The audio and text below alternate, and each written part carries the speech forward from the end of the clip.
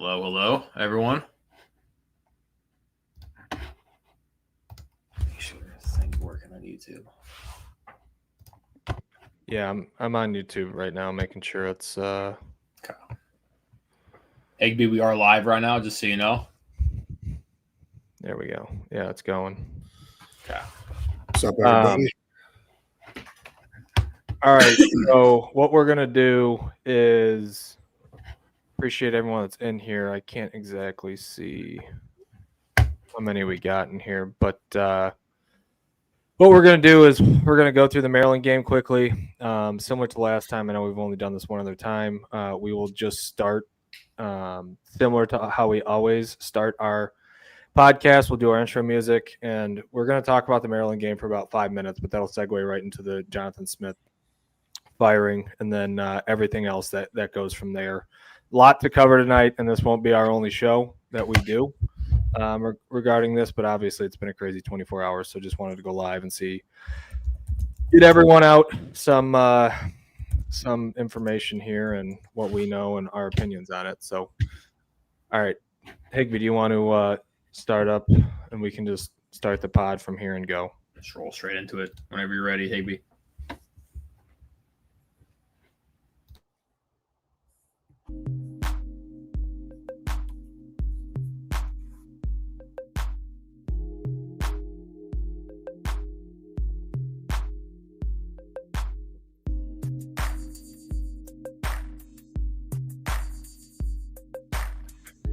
Hello and welcome back to a very, very, very I don't know if this is exciting, what this necessarily is right now, but there is stuff to be talked about, and that is where we will start. Welcome, everyone. We are live here on YouTube.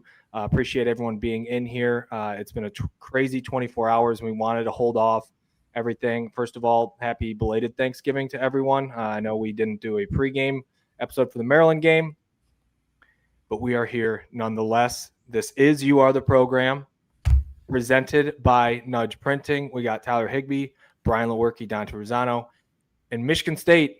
Something we haven't been able to say for 2 months? Wins a football game. They beat Maryland. What was the final score? 38-28. 38-28.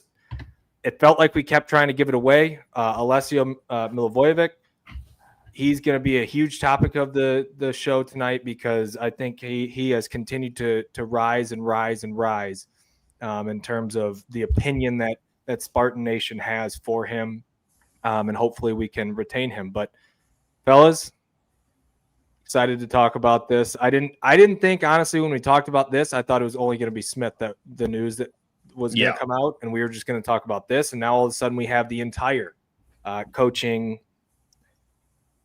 cycle unfolding within the span of 5 hours. So how are we doing today? How was the Thanksgiving? Yeah, it was a great Thanksgiving. I think the kind of the writing on the wall was there for Jonathan Smith, the fact that we didn't really hear anything from J-Bat, whether good or bad. I think that kind of meant that this was kind of the direction we were going. Speaking about the game, though, I think the game on yesterday was an entertaining one. Michigan State obviously came out with a win for the first time in a while, but it took about every bit and the last fourth down decision took about every bit of us to try not to lose that game. And Maryland just did a little better of a job of being better at losing than us. So, Dante, you put out a tweet from the pod that it was good that the players were able to get a win, kind of end the season on a high note. So 100% agree with that. Yeah, that's what I was going to say. The biggest point for me for yesterday was just being able to get a win finally for these guys and these seniors. I mean, yeah, obviously the season didn't turn out the way we wanted it to, but you work your ass off for 9 months of the year with the summer workouts, winter conditioning. I mean, damn near 12 months a year round. But to finally get a win, get that winning feeling back, and kind of build on that going into the offseason. Obviously, it's going to be a whole lot of turnover and change. But to finish the year on a win is what you want to do. Yeah, so I mean, this conversation was going to go one of two ways, right? It was going to be, hey, they ended the season on a positive note, even though we don't like that Jonathan Smith's coming back. Like, if we had gone down that route, there was at least something to look forward to. Obviously, we've talked about Alessio, and I think everyone would talk about Alessio and I sent out a tweet that wasn't just, hey, he's not, I don't think he's moved out of that stage of like a positive going forward to he is a must retain. Now, I don't know nationally how much people have kind of paid attention to this, and I'm sure there would have been some people trying to poach him, but I think he would have been, and hopefully will be, QB1, no doubt, going into the next season. And hopefully we see, as the roster shakes out, able to retain him, some of his weapons that he likes. He's something that has been a very, very lone bright spot for this team in this season this year. And I got to give him credit. And you have to give Jonathan Smith credit for when he came in, he had a very short window in order to land some people. And Alessio is one of those guys that he offered and landed. So that was a good find there. But let's kind of go into it. And I know we got 47 people in here. If you guys want to, please share this out. Let your friends know, let family know if they want to get in here. We will also be, if any questions, I think at some point we should try and scroll the chat or monitor the chat here, Brian or Tyler, if you can favorite some, if there's some questions that get asked out of the chat that we want to talk to as we kind of progress through here. So with that, let's talk about the Jonathan Smith era that ends after 2 seasons, a total of 9 wins, and how many losses? 15, 9 and 15 in 2 years. I want to start this off by kind of our number one. I don't want to say opinions of the firing, but I think the biggest thing is both things can be true, right? I don't think Jonathan Smith was given the runway, the leeway to establish his program the way that he envisioned it. I also don't think that there was enough evidence in the 2 years that if you gave him those 3 to 5 years, that it would have substantially changed the product that was here in East Lansing. And so that's where I kind of always fell in terms of, the effort was there. But when we start calling out effort in terms of, hey, these guys haven't thrown in the towel, it's kind of non-negotiable. You had a lot of winning games or chances to win games between Nebraska. I know the UCLA game's a blowout, but that's one that you should win. Minnesota, Iowa, on down the line. And if those flip the other way, if you're 6-6, 7-5, he's not gone. Yeah, and so I think that is where, when it came to crunch time, when it came to winning time, the issues and the holes on this roster really bled through. And that's ultimately what did him in. Yeah, I think the truest statement that you said was that it can kind of go both ways, where he didn't really get a fair shot, but he also didn't really have a lot of direction with the program. And that's kind of my thing, is I didn't really see a lot of direction with the program. Obviously, there wasn't a ton of juice with him on the sidelines, which is, it's fine if you're winning, but if you're losing, it's definitely not looking good and not a good look as a head coach. And you want to kind of be that guy that's motivating guys, kind of like Rossi was doing on the sideline for the defense. Yeah. And they ended up, he comes down the sidelines, ends up, hyping them up, and they end up having a very good second half of the season. So that's kind of the thing. I think that was a big indicator for that. But yeah, his kind of tenure, and when you take away the losses and the wins that got vacated, he only had one true Big Ten win, and that was yesterday. So not the greatest, tenure, and obviously you don't like to see a guy leave after 2 or get canned after 2 years. You kind of want to give him that shot, but I think it's kind of just like the direction and the trend of the program. You could kind of just tell that it wasn't really what J-Bat wanted. It wasn't really what the fans wanted. It was just kind of something that was kind of done. Yeah, you mentioned his 9 wins, 6 of them coming in the months of September through 2 years, and that's typically the non-conference opponents, which just kind of snowballs into everything with the first Big Ten win yesterday, all that kind of stuff. And to your point, Dante, I think this whole experiment, this experience, shows that you got to be all in if you really want to win with the new NIL era. Smith may not have been given the total resources that he may have needed to be successful, but like you said, what we did see was this team not having any identity on the field and making the same kind of mistakes over and over and over again for the last 2 years. And that's just not something that you really feel good about trying to build for the future. Talk about even the game yesterday, how much tangible proof there was of How many procedural penalties did we have?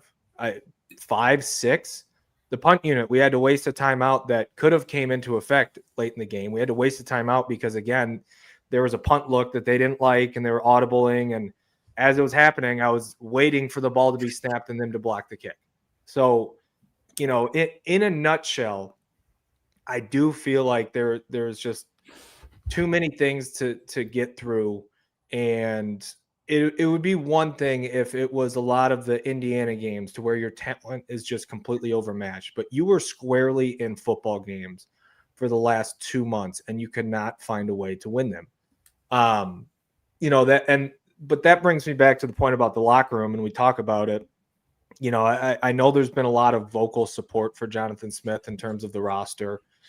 Of course, with the guys that he recruited, their parents, they're going to be against the decision to get rid of him. And I don't blame them, because he gave them a chance to be on the field and to come to a great program that we've all been a part of in Michigan State.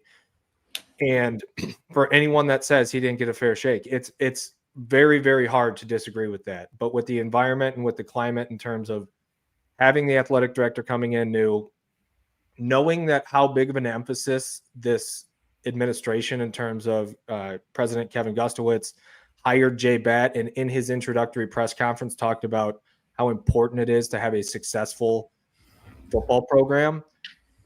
It's going to be a very high priority, especially if you're not the guy that he hired, to see immediate success. And I don't say immediate success into a playoff this year was the expectation, but it's progress. It's what's that light at the end of the tunnel. And I don't know what the light at the end of the tunnel was with the Jonathan Smith era. And that's something that we'll never know. Like truthfully, I've said this in talking to you guys. I feel very bad for Jonathan Smith. Like, I truly do. Like, we've all talked about on principle how I don't think giving a guy 2 years and making a decision about what he's ultimately going to be at the university is a good thing on principle. But when you look at the results and you look at the nature of the Big Ten and how you're losing games, and it was really an open race to where you probably could have won 8 games this year if you had things rolling the right way, that's where the decision gets made. So at the end of the day, I feel bad for him. I think I still don't think he's a bad football coach. I think he will have success at another spot. I just think the pressure and everything that went into this job just made it not a fit for him. And so it made it really hard to navigate in the last 2 years. So, yeah, I mean, it's a results oriented business. And if you're not winning football games, like, Mike Loxley, when we're watching the game yesterday, I didn't realize that they had only lost like their first 4 losses or 3 losses came a combined 12 points. And then they lost their next 3 or 4 by 100 points. So they were also in games too. And kind of before that had happened, Maryland's AD kind of come out and vouch for Loxley. So it's kind of the other side of the spectrum where Michigan State, Jonathan Smith was in games and they were close. You look at Iowa last week, went down and mollywhopped Nebraska at Nebraska, and we go to their place 2 weeks ago and only lose by 3 or 4 or whatever it was. So have them down 10 points with with the ball. And it's just all these very winnable games that we're not able to finish. And I think that's down to you wrote what the nail in the coffin was. I think it was kind of that, is being able to constantly be in these games and finding ways to lose. I mean, yeah, Clayton Berry talks about it here. He made a comment in here. The decision-making and game management is not a funding or personnel problem. That's the main thing. He just wasn't going to cut it. And that's the truth. And so that's where we always go back to the identity and the culture that is set here. And that's where, when you're losing these close games, we'll always go back, or I'll go back and talk about, I remember in 2007, my parents had season tickets, lifelong Spartan fan, how Coach Antonio, and he talked about this still 13, 14 years into his tenure with us, 13, 14, whatever the amount of time was that we got there, was it's always a game of inches, and the games are decided by, these very, what might be small decisions in a game or small plays in a game. That's where it ends up biting you in the ass, essentially, in the end. And that's what he built the program off of very early on, was at least being close enough talent-wise, but winning those one-score games and having enough, to get over the edge, to get the momentum rolling, and it's a slow burn. So that's where, it's hard without an identity to say, hey, we're going to lean back on our defense in these 1-score games, because like think about the Iowa game, the 4th and 2 that's at midfield that everyone, wanted him to go for. Some people were okay with it. I think we were okay with it. You don't have an identity to lean back on to say, hey, if our offense, if this is what we do, look at like the Lions, Dan Campbell unapologetically goes for it all the time. And that's what you do, right? Or if you punt the ball away to Iowa and say, hey, we rely on our defense, right? That is our identity. If we're going to rely on them to keep us in this game and to win this game in overtime, that it just hasn't rolled through. And I think that's the biggest issue. And so that's something that I'm going to talk about as well going forward here. Higbee, do you have anything else on the on what kind of did Smith in and the decision to let him go ultimately? Yeah, I mean, I think it was kind of what Brian said. I see some people talking about the injuries too, like he can't control injuries, which I agree with, but every team deals with injuries, and injuries happen. I mean, more than you'd like them to, yeah, and specifically on the O-line, but like that's also on the coaching and developing guys to get depth. If guys go down, like we always had guys go down the O-line, you just got to be a next man up mentality. You can't just blame the offense not working because you have a backup O-lineman and stuff like that. But I think to that point, part of the nail in the coffin to me was just the lack of development across the board over the last 2 years. I mean, you can even say there's some regression too, but just the lack of development. And like I said, there's not a whole lot you could have looked forward to for next year. Yeah, I think I could have seen a path, and you could have convinced me. Let's say they brought back Smith. They said they were going to increase the funding. They were going to get him exactly what they needed. You could have convinced me that with Alessio, I think he's shown enough to clearly be quarterback 1, but at least something that I would have said, okay, I can maybe buy this and we'll just wait and see. But the issue is, again, if you're the athletic director and you don't see the light at the end of the tunnel of, hey, I don't think he's going to get us to the top, then you're just kind of wasting your time. So, that's where I think the decision ultimately fell. And that's where I think we're gonna end it here. Two other things real quick. I wanted to put this in. I think it's going to be heavily skewed one way. The highlights or the lowlights of the Jonathan Smith era. The highlights I think are pretty easy and few, right? To talk about the Iowa game of last year, I think was my biggest highlight. I can think of 2 off the top of my head: the Iowa game last year and the Maryland game last year, to where it looked like Childs had kind of started to develop. Marsh had emerged, and you could say, all right, I think I can see where this is going, right? But other than that, I mean, this year, you have the Boston College game, but that came quickly crashing down to earth. Yeah, I mean, I would say as far as game-wise, I would probably go that Maryland game. You saw Aiden Childs last year drop a couple, I think a couple very, very nice deep balls, and you saw his kind of progression of being that guy that is making those big time throws. And then maybe the Boston College game this year. At the time, it seemed like a very good win, and kind of proved our resiliency as a team when we're trying to get that identity going as a team that finishes games. And we did end up finishing that game. Obviously, Boston College ended up having an atrocious season, and we ended up not winning much after that either. So not a ton of highlights from the Jonathan Smith era. And there weren't really any, like, you know how Coach D had those, like, press clippings where he's, like, saying stuff. And, even when we're losing, he has, like, his sayings that he says to the press. I don't remember a single, like, little clip that Jonathan Smith said to the media of, that was in motivating or, intent to, like, fire up his guys. There wasn't really any of that. So I didn't see a bunch of highlights that I could kind of point out. Yeah, I mean, same thing. Like the Maryland game, Iowa game from last year. To me, like this year, the Boston College game, the way like we were able to finish that game, win that game, and you were building a lot of momentum to go towards the rest of the season. Obviously, didn't pan out the way we wanted it to the rest of the season, but at the time, I thought the juice and the momentum that this team kind of got over the hump. At that point in the season, I mean, they were able to close a game out, which they weren't really able to do a whole lot. But then again, they weren't really able to do it the rest of the season. I just forgot what I was going to say. Go ahead, Dante.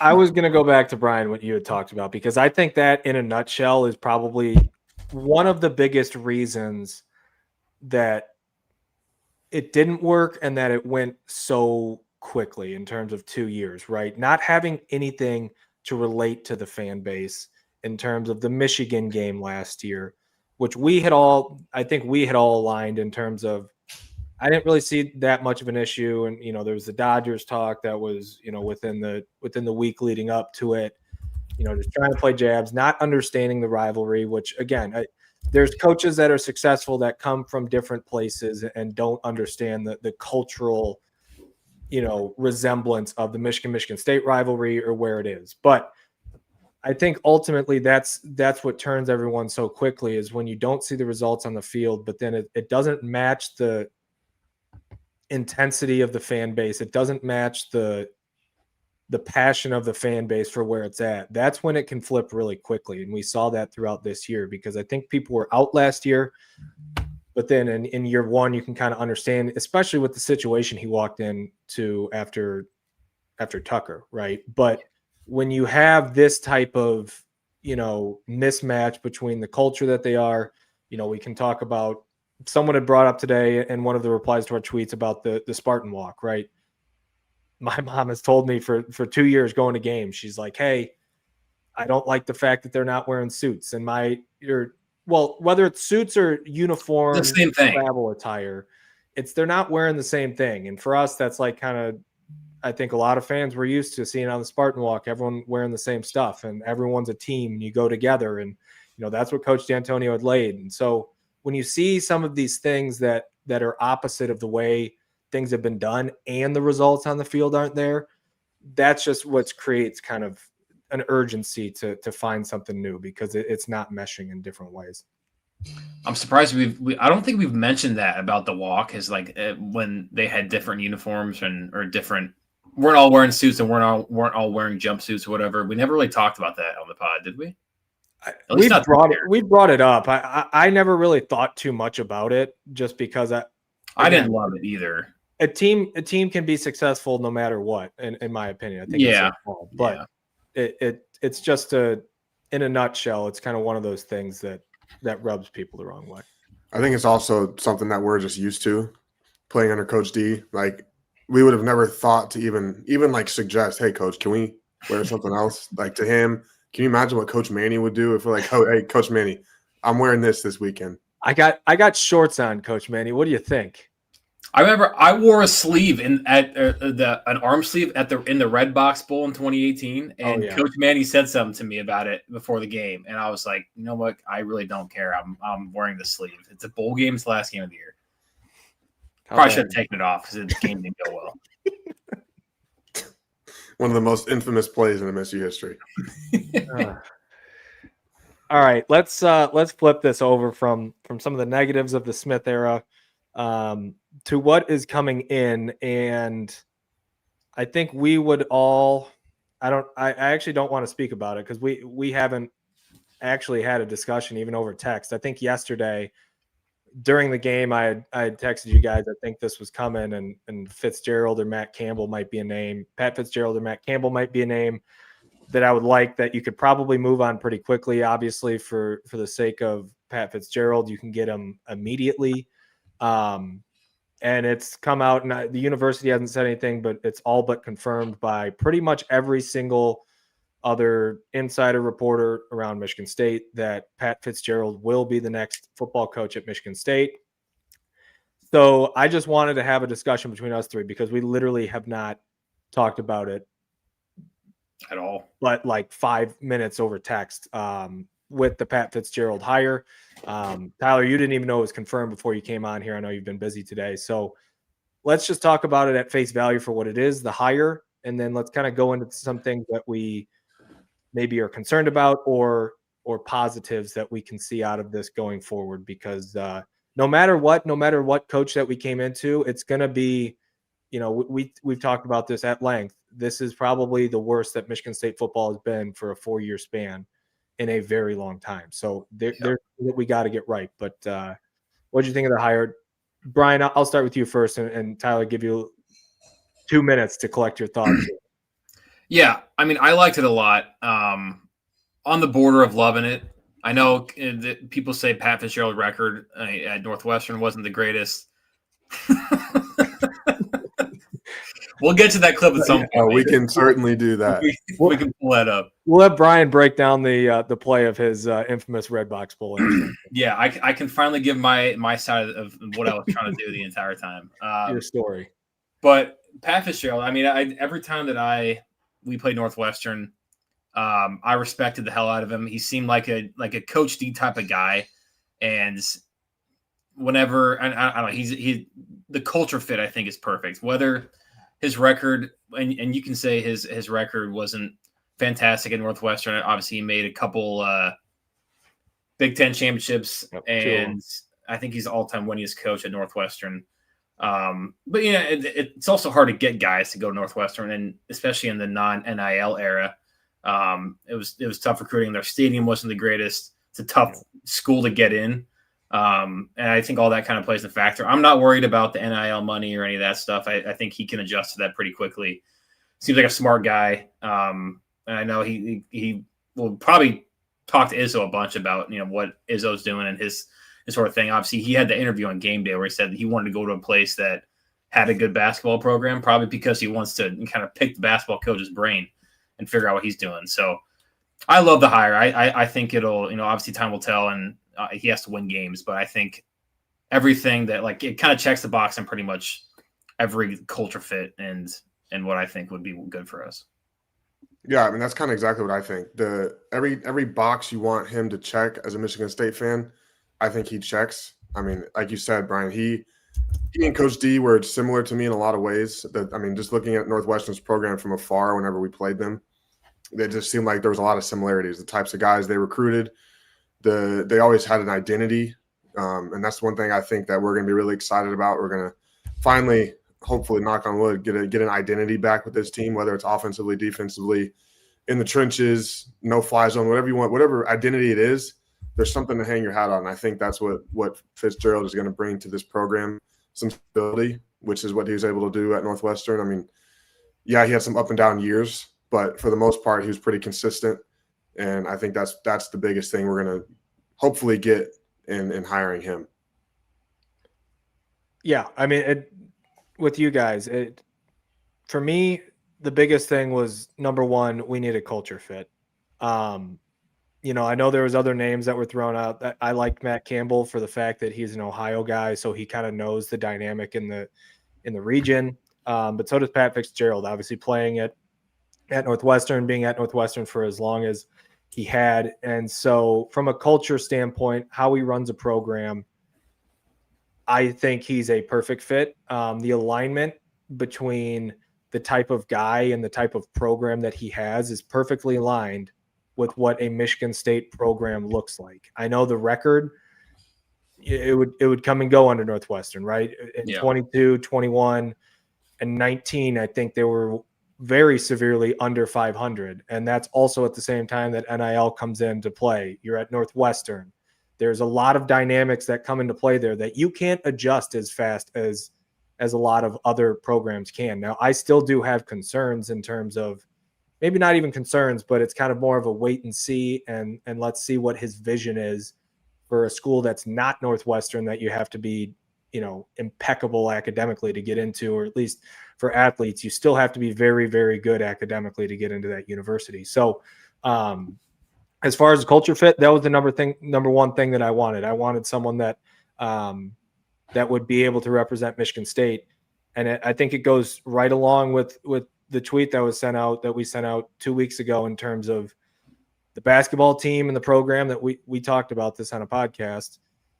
The basketball team and what they are and who they epitomize and what they are all about in terms of defense, hard-nosed, togetherness, hustle, all of those types of things. That is what Pat Fitzgerald will bring. And so in a way, he can mirror what Izzo has done on the basketball court. And so my biggest thing would be, now can he execute that vision for the football program? And we're going to have to wait and see. We're going to have trust in it. But I think from a culture fit, this is what you want.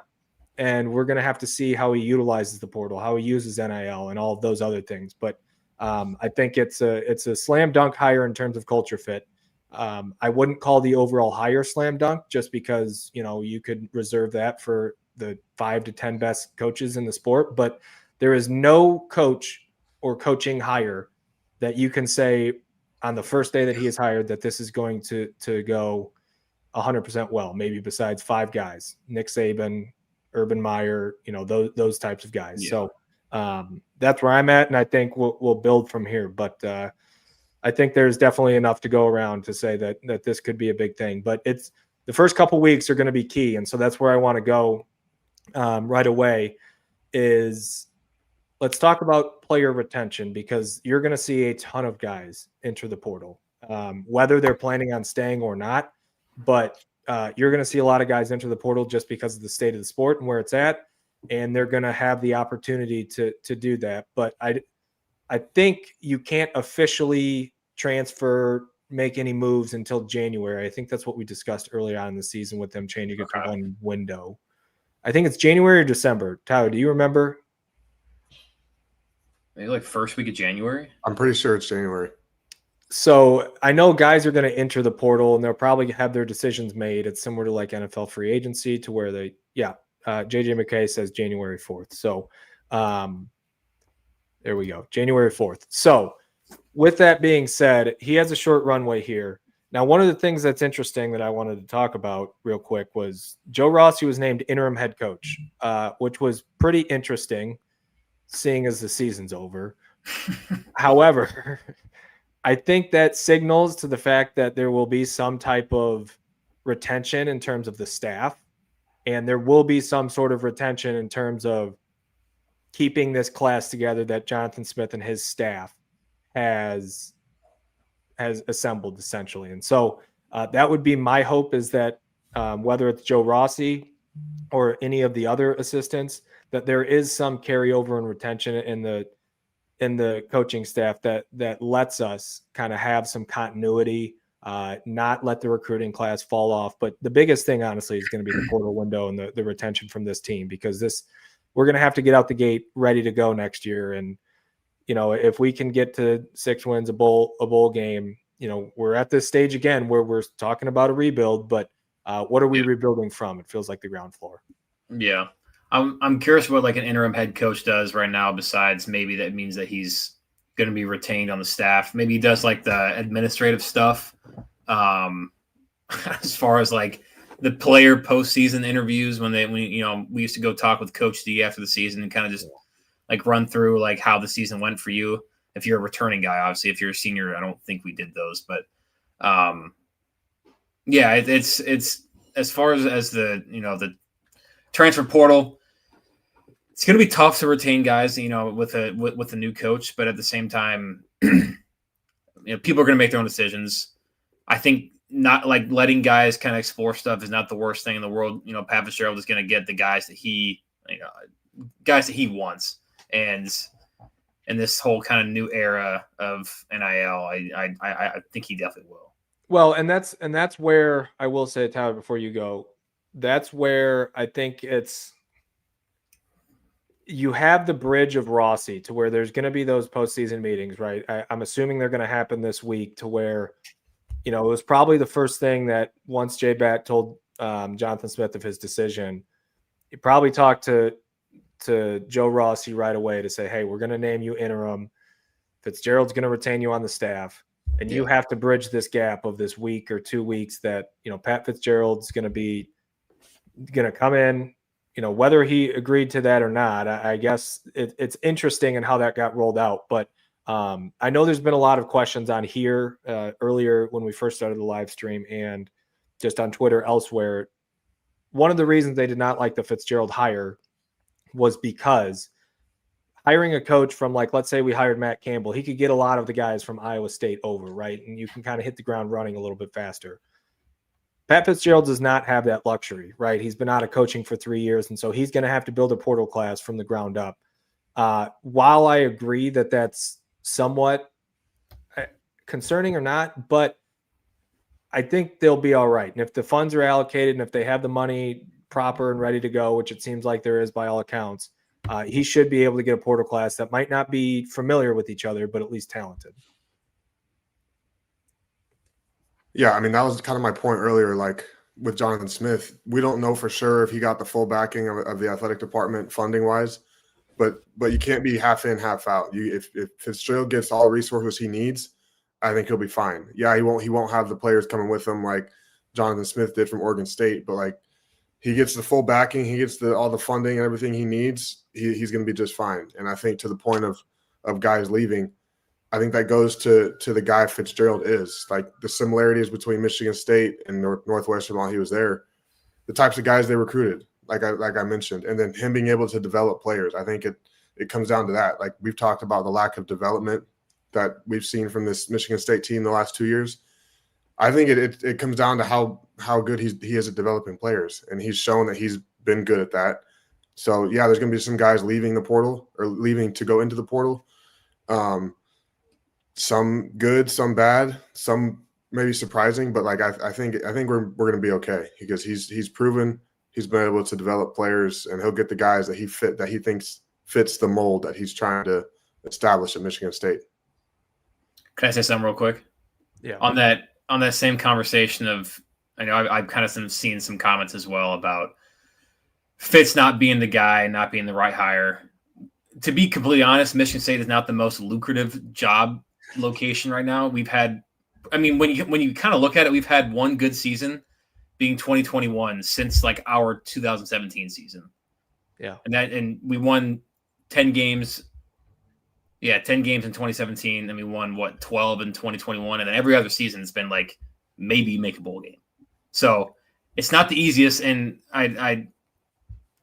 it's just kind of how it is, and I think Fitz is kind of the guy.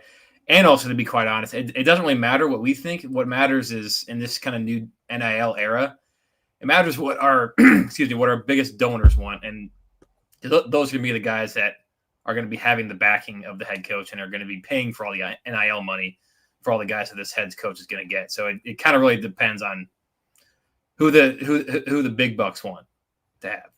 Yeah, I mean, I think it's easy to say and look at Fitzgerald's record over his last 3 out of 4 years at Northwestern. And while you're not wrong about him falling off and we could do better and this and that and whatever, he was a guy that was viewed many, many times over. I remember there was one time where I think it was when the Lions hired Dan Campbell. He was a name that was semi-floated out there of like, hey, would Pat Fitzgerald be an NFL head coach? I think for a Bears-Packers opening, there's been times where he's been mentioned for a lot of different openings, and he never left. And so I think in the coaching industry and the national media in general, Pat Fitzgerald is viewed very, very highly. And I think there was even some reports of Penn State had some interest. Now, I don't know how much that is, maybe his agents playing that up and, take it with a grain of salt in terms of Penn State and or Florida openings. But one thing that's interesting, I think, is the fact that he has been off for 3 years. He gets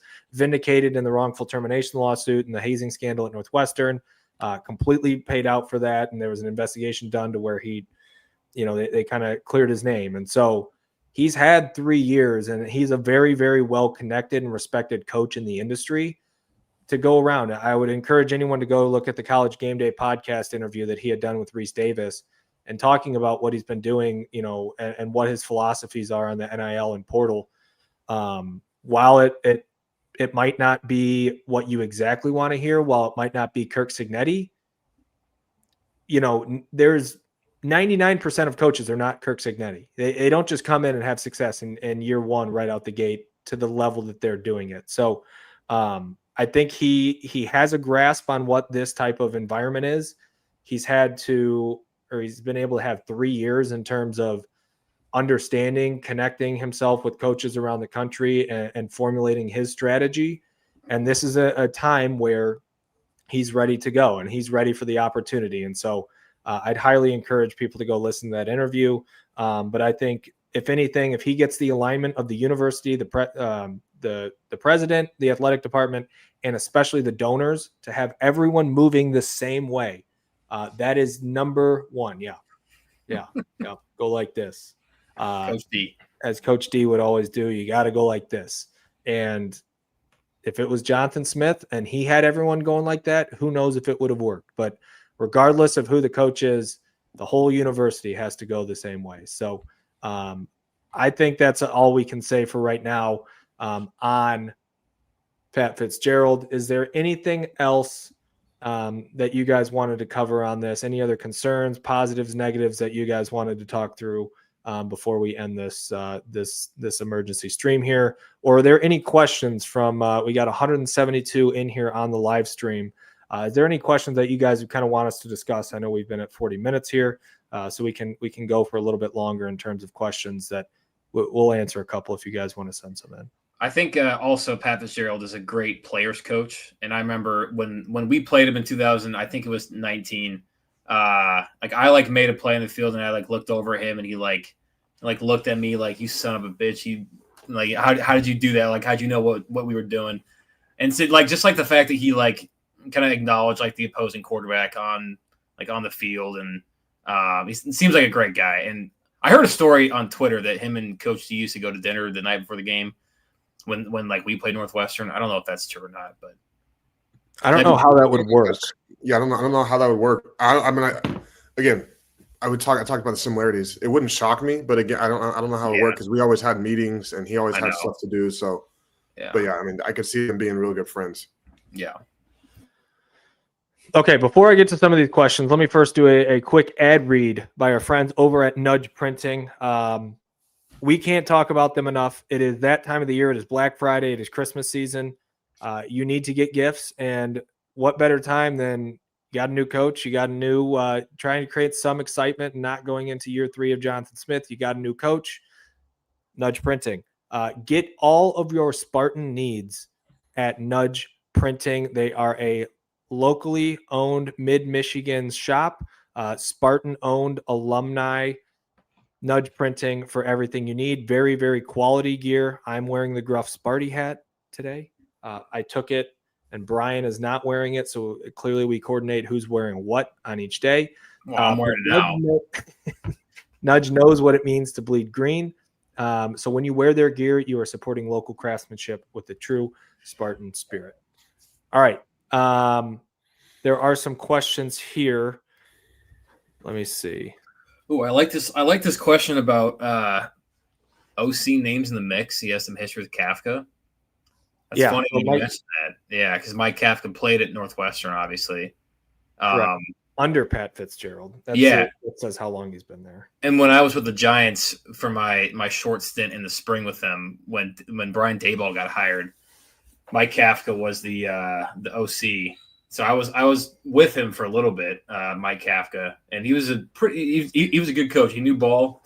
I think he was still learning Brian Daboll's system, so he was a little lost at what he was trying to do in that system. But he seemed like a great coach. I think he would make a good OC for Fitzgerald. What would we maybe, because I don't know that we know all of the offensive coordinator names that would be in the mix or who we would target in terms of just specific names. But let's do it this way. For offensive coordinator, obviously Pat Fitzgerald, more of a defensive guy. That's what he's been known for. He always had tough defenses at Northwestern. What would we like to see in terms of offensive philosophy or just, I guess, what would our general scheme and identity, what would we want to see offensively out of someone that comes in? What would be kind of our ideal? Higby, you got an answer for that? Go ahead. Okay. I think our philosophy right now, it kind of seems like it fits Alessio better as a pocket passer, play action pocket passer. I wouldn't hate an offense where it kind of fits a guy more like Aiden Childs. Not that, I think both guys are playing well. But in the future, I think an offense that kind of fits better for a guy that is a little more mobile, with that kind of being the way that football is played these days. I don't hate throwing the ball a bunch. I don't think Pat Fitzgerald would kind of have an offense that did that. I think his offense is, Dante, you probably knew a little more about this than me, but there's a lot of RPO. Yeah. They ran a lot of double slant RPOs. I remember they used to kill us on that, and then mix in a couple corner routes every now and then. But I think kind of like a mixed personnel offensive scheme would be good. I think that would be the biggest the offensive scheme and style is the biggest question mark that I have initially in terms of what it looks like, because Northwestern offenses, even when they were kind of rolling, they weren't the most dynamic. They always seem to have good running backs. I felt like good offensive line. I mean, they've developed a lot of good offensive linemen over the years. And I would want the identity to be in the kind of realm of what we do now, but obviously with better personnel, better player execution, better development. That's what I would like to see out of it. But, at the same time, to your point, Brian, I wouldn't hate to have an offensive coordinator who just runs the show and it's more dynamic. So being able to have a better dynamic offense, and that's what we hoped out of Jonathan Smith. But obviously it didn't come to fruition for most of his tenure. So that's where I would kind of struggle. Higbee, you got any thoughts, or would you mirror what we just said in terms of up front running the ball? That's typically Michigan State identity, Pat Fitzgerald identity. Yeah, I think it's gonna be a lot of similarities, like we talked about with what we saw from Northwestern back in the day. Similarities like Michigan State had, pound green pound. Getting back to that a little bit, the famous Dave Warner saying before every game, pound green pound. But no, I mean, just consistently being able to run the ball. Like, obviously that goes into recruiting the types of guys that can do that. But I would like to see, I mean, I think you can do a lot off of being able to run stretch and that kind of run scheme a lot, doing a lot of play action off of that. If you have a scheme that's kind of based off that, because we've seen, I mean, the guys that are there now, obviously a lot's going to change, but they're not the types of guys that can just go straight downhill and plow guys, make big holes. So, I mean, we'll see. I think we're all on the same page. We kind of want to see the same thing. And the way college football is rolling too, the days of having there's certainly explosive offenses, but you've seen with how Ohio State plays now, Michigan plays now. I'm trying to think of some of the other national champions in the past, but regardless, college football is not as much as it was towards the end of when we were playing. It was a lot of spread out, explosive offenses. You got to outscore people. It feels like it's really kind of gone back towards ball control, having a really good defense, being able to run the ball, dictate the terms of the game. And so that's where I think, college football is going that way. So the explosive offenses are great sometimes, but the formula to win and win big right now is more so having the guys being able to play the game on your terms. So that's kind of where I'd like to lean, but you have to have the guys to do that, especially against the big dogs. So that's where I think it kind of falls apart there. But all right, quickly, let's bring this one up here. Thoughts on bringing Max Bullitt in? I would like to see it. I mean, as a guy who obviously has a lot of history at this school, he's at Notre Dame right now as a linebackers coach, and I think he's probably in a phenomenal situation with where he's at.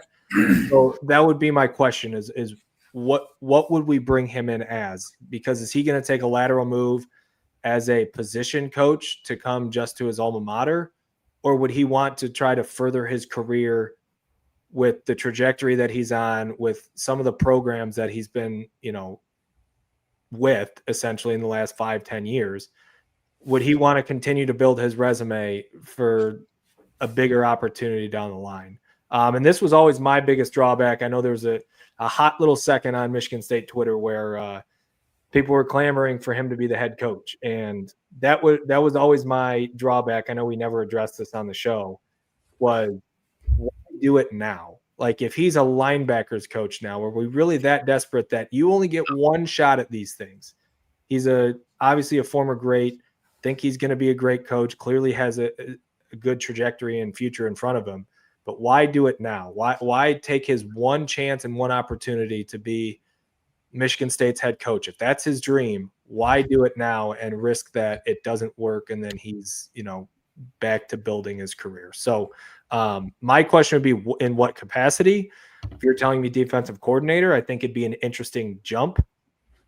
And that's something where I do think he would maybe jump at. I think he would. Yeah. If it's not, I don't think he's taking a lateral move to come just be the linebackers coach at Michigan State. Yeah, you also got to think Marcus Freeman is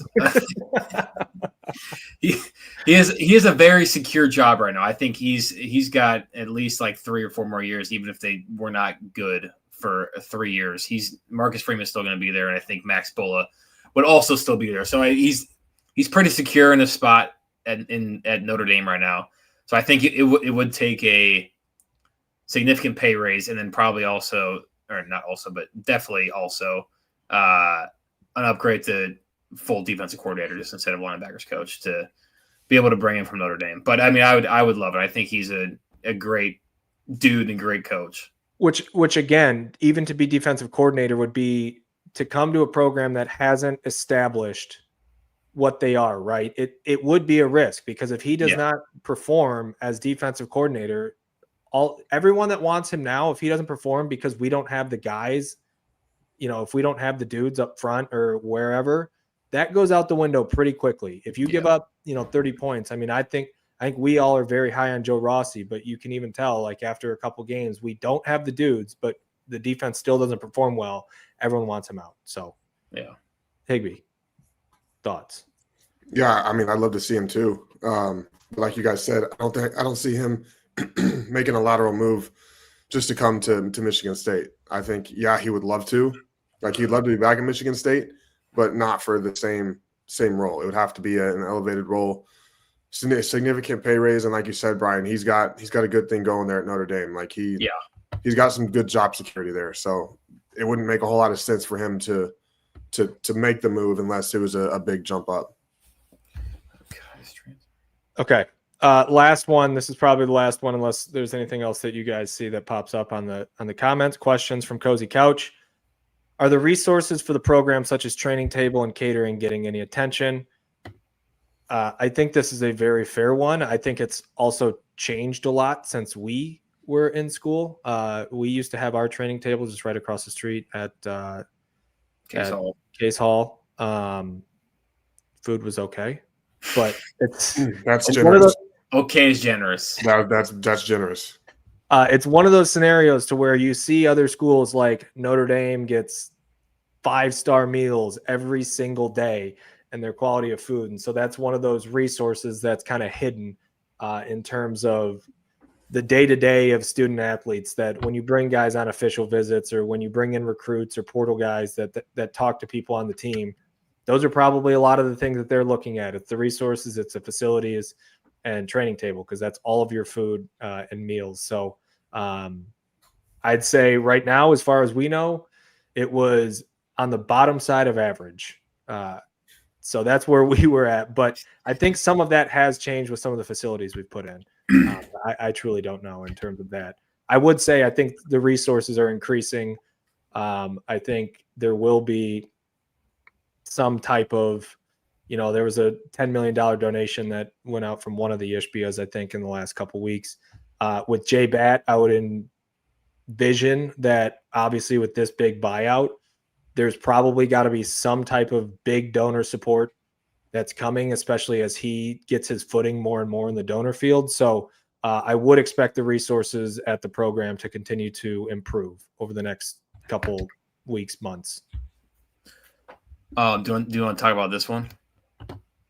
Yeah, I will in a sec. I was just going to say too about the training table. I do know it's been a point that's been addressed, like within the football building. Like, I know they eat all the meals there now at the building, and I do know that Kellogg doesn't cater the meals anymore. I don't know who does, but obviously that has been addressed because they were doing all the meals for us at Case Hall. I think they are trying to make improvements, but like to your point, Dante, we're not there every day, so we're not able to see really. But I do think that is being addressed or has been addressed. All right, Brian, bring up that last one. This will be the last one that we talk about here, and then we'll cut the stream. Have you guys ever talked to Fitzgerald while you were there? Talked to other players that played for him? What were your thoughts before playing Northwestern games? Kind of going back to my story that I had during the game. Like, obviously, he would kind of chat us up sometimes on the sidelines during the game. But other than that, I didn't really have a lot of interaction with him. I played on the Michigan Panthers in the USFL for 1 year, and I was with Patty Fisher, who was their starting linebacker. I probably leads like Northwestern in tackles. He was a great guy, and he loved Pat Fitzgerald. I think that was at the time when Pat Fitzgerald was getting fired from Northwestern from the hazing incident that he ended up being wrongfully terminated for and was found to have no guilt or whatever, or fault. So Patty Fisher loved him, and Patty Fisher was a great guy. So I think that sort of connection. I think I might have met Joe Gaziano as well, and he was the guy that upended me in the end zone in 2016. We know, brother. Oh yeah, we know.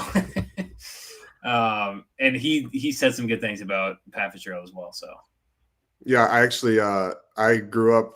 I played with Patty growing up. He's from Katy, a little west of here, but I played with him, so we kind of stayed in touch throughout college. And I know he loves Pat Fitzgerald. I mean, he's a Pat Fitzgerald type of player, and he's I think Patty Fisher is the type of guy that I think Pat Fitzgerald is going to try to recruit to bring to Michigan State. Just tough, blue collar, like the same type of guys we had while we were there. Same type of guys Coach D tried to recruit. I think that's the Pat Fitzgerald mold. Also, I played with Clayton Thorson, the quarterback for Northwestern, for a few years while we were there. He torched us at home in that crazy back and forth game. What was the final score of that game? It was in what 20? I think it was 2018. 2016. It was the game we lost in 17 at home when it was like 49 to like 50 something, I think. Oh no! Well, we lost like 4 games in a row against them. So yeah, well, I don't know. Clayton Thorson was my point. He played there for him, and couldn't say enough good things about him. So I think if you really ask any player that played for him, they're gonna vouch for him.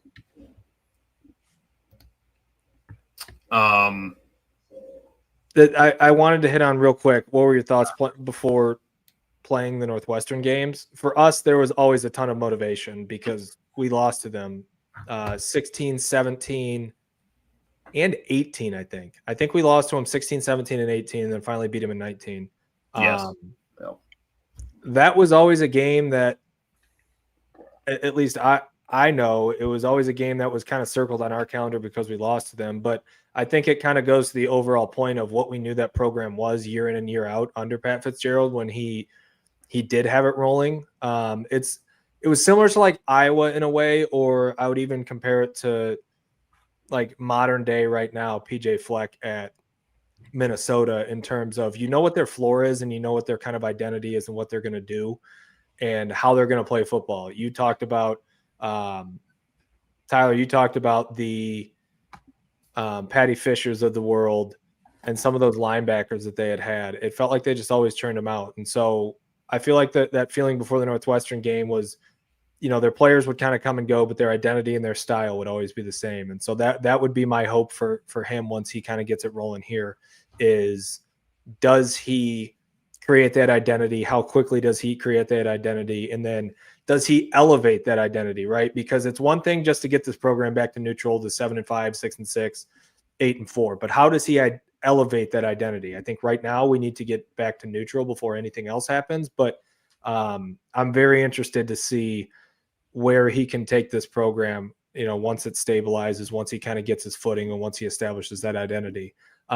Real quick, I know a lot of people, and one of the things that I've seen people complain about is his record, especially against, I think, Michigan. He was 1-9. Please do not do those comparisons because of the talent gap that was consistently there under Northwestern, whether he's playing Michigan, whether he's playing Penn State, whether he's playing Ohio State. Those things take time. If you want to go back and look at Coach D's record at Cincinnati before he came to Michigan State, I think he was a very 500-ish type coach. He was just a culture fit, and he's going to know how to speak to the fans, meet the fans where their frustrations are, where their excitement is, and build on that. So that's where I would say Pat Fitzgerald and his programs kind of will be at under Michigan State. All right. Let me see it. Trying to figure out this. Here we go. Go full screen. I am full screen. Yeah, there we go. All right, let's talk us through it. Everyone, Okay, this is important right now. Okay, so obviously, I wonder if you guys can hear this. Okay, I dropped the snap, obviously, so that's not ideal. And I'm fumbling around trying to get the ball. I have it a couple times, end up kicking the ball, and then finally get it, and I'm losing my balance. And here I am. I feel like I thought I was on like the hash right here, but looking back, I'm in the middle of the field. So right here, I'm trying to throw the ball away. I'm trying to throw it out of bounds and getting until, what is it, 3rd and 6. I'm trying to be able to kick a field goal here. Obviously, I can't because I'm getting hit and smacked, and I can't get any power on the ball. And then Speedy gives up on me, and the ball gets intercepted. I'll love the Speedy though. I obviously he probably did not expect this ball to even come near him or this guy to even be here. But, nobody did. Nah, no one did. As they should have. So a very unfortunate event. And I've never been able to talk about that in front of a big crowd. So I'm glad I finally get to share my piece on it. Yeah, I'm glad you got to get that off your chest. Yeah, Tell your story. 8 years later. If I can be honest, that's worse than I remembered it. So if that, I know. I forgot how many times I fell down. Dude, that play or that game in general is crazy looking back on it, because that Oregon team had Herbert, Penei Sewell, a true freshman, Penei Sewell. I think they had an edge in that game.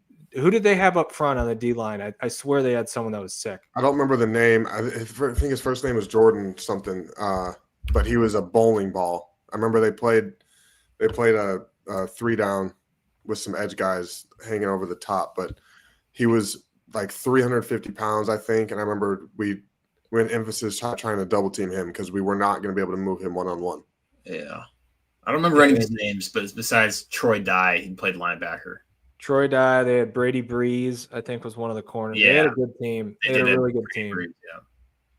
They had a really good team. All right.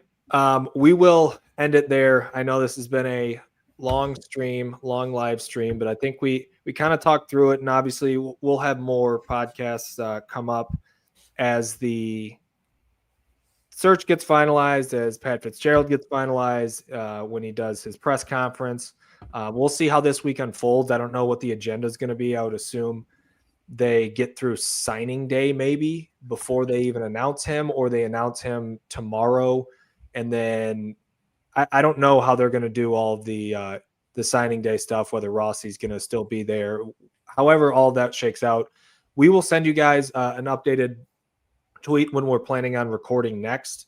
I think this is as good as we could have hoped for.